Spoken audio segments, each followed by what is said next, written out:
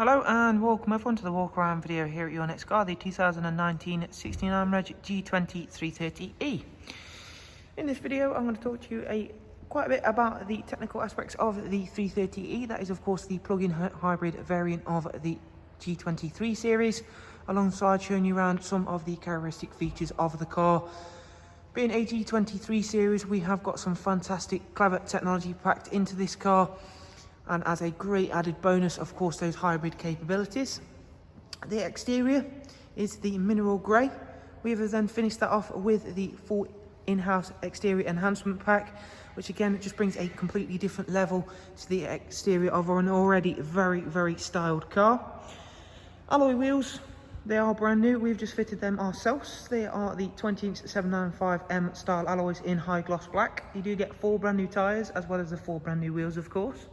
At the front, the G20 is an already very styled and aggressive looking car. As you can see by the LED headlights, you also get LED fog lights and the gloss black front splitter and kidney grills that we fit, as I just mentioned. Down the side then, already you'll spot one of the plug-in hybrid features, being that what does look like a fuel filler cap. But of course that opens to reveal the charge port, which we'll talk more about in just a second. Other features on the side are the satin side vinyls, gloss black sidebars and YNCM performance decals. So then, charge in. Treat this like your mobile phone. You can plug it in, leave it be, leave it on overnight if you wish to. BMW really couldn't have made this any more simple if they had tried. On a full charge, which generally takes around about 3 to 4 hours from the battery being stone dead flat, BMW now give an estimated range of 37 to 40 miles of range. So again, that has upped from this car's predecessor, and we will talk more about where this car differs from its predecessor as we go around. Inside, you've still got the stunning G20 interior. They differ none from their petrol or diesel alternative. Black Venensky leather, front ones are both heated. We've got the white stitching on this car. There is the ambient lighting, which I'll turn on more promptly in a second when we step inside. Lovely leather finish on the door cards. M Sport sill kick plates. Really fantastic place to be, whether you go for this 330e version or a petrol or diesel. Again, that differs no largely, which is a really nice reassuring feature when you step inside. There's not tons and tons of confusing buttons to get your head around. In the back then, again, this is only a very small but important detail. Difference from this car's predecessor is where they have now positioned the electric motor towards the gearbox. It now does mean that this section here is slightly lower down and smaller, meaning that a centre passenger now doesn't have to hurdle themselves over, giving more comfort for both, in fact all 3 passengers really, if you think about it. It is of course all 3 Isofix ready rear bench with a central folding armrest. Little details like that is where they have really refined this car. There is tons of space in here. Again, the interior size differs no largely from a petrol or diesel model. So again, really well thought through from BMW. Again, you can see what difference having those brand new 20-inch alloy wheels make to the car. We've got a gloss black rear spoiler on this one, nice and subtle little lip spoiler we've added, and the gloss black rear diffuser which sits over the actual twin exit exhaust. They are not fake tips, and they do actually work, of course, as you can see there. They are properly connected to the car, no fakery here on the BMW range cars. If we lift up the boot then, I've already got it displayed, is the supplied BMW charging cable, which is a regular household 3-pin socket. Plug in pretty much anywhere you like.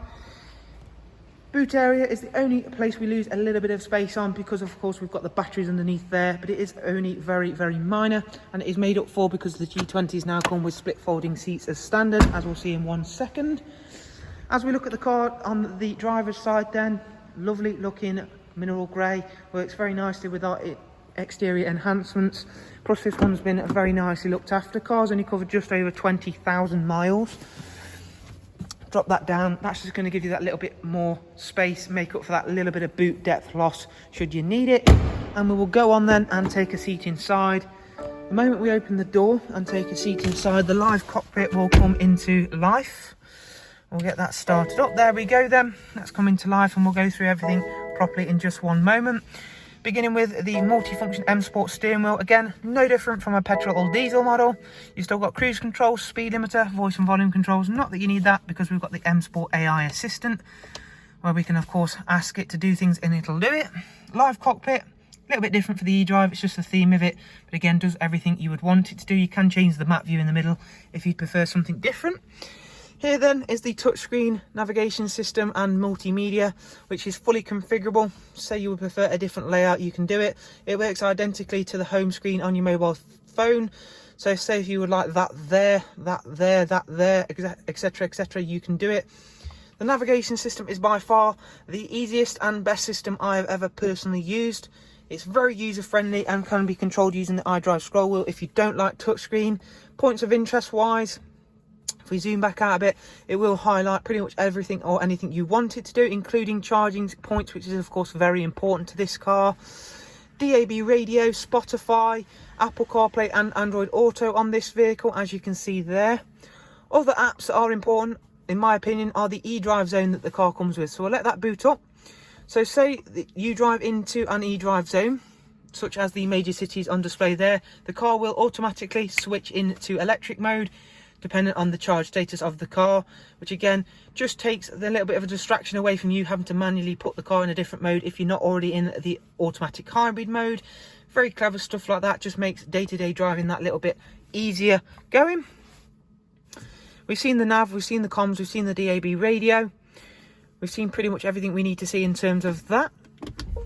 We have got a rear-facing reversing camera with front and rear sensors. Again, little things like that do often get missed on plug-in hybrid cars because it takes away from its hybrid capabilities, if you like. But again, BMW still wanted this to be a car that you want and enjoy, and it to be easy everyday use. You've got heated front seats, you've got cruise control, speed limiter, things like that that shouldn't be taken away from your everyday driving car.